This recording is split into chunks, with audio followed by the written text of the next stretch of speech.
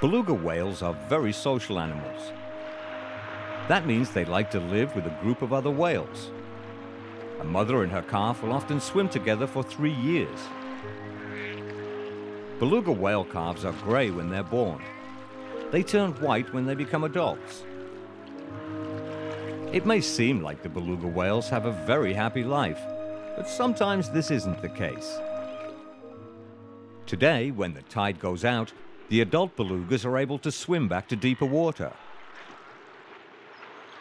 But one young beluga has gone too far onto the shore. It can't get back to the water. Suddenly, playtime becomes a race against time. The sun is hot. The baby beluga could easily get sunburned, get too hot, and die. The young beluga is helpless. The other belugas can only watch as the calf tries to move. As the beluga calf moves around on the shore, the rocks cut its skin. Minutes turn into hours. The whale can only wait for the tide to come back.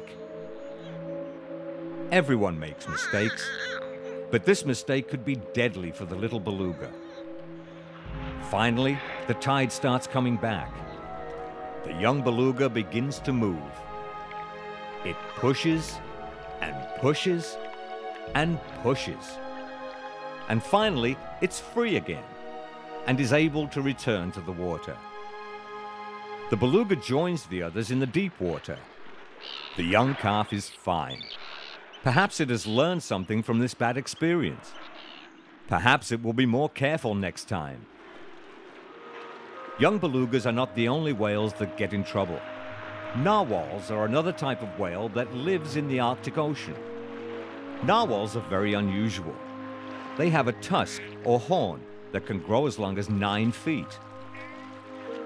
The tusk is a kind of tooth that grows through the narwhal's top lip. In the past, no one knew why the narwhals had this tusk.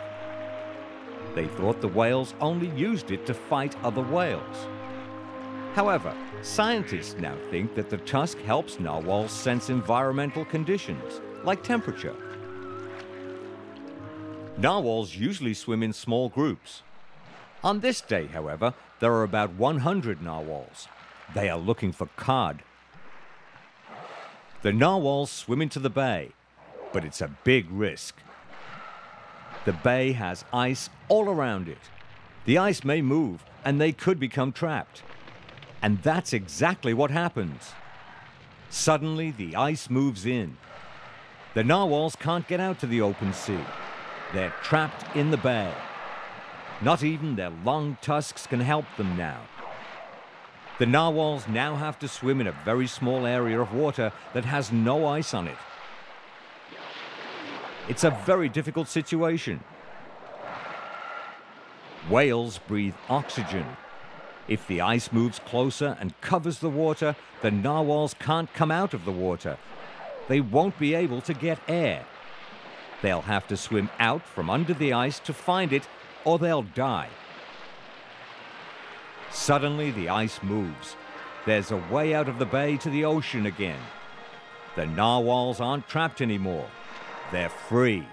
They're free to look for fish, free to swim the seas, free to do whatever they want with that very unusual tusk.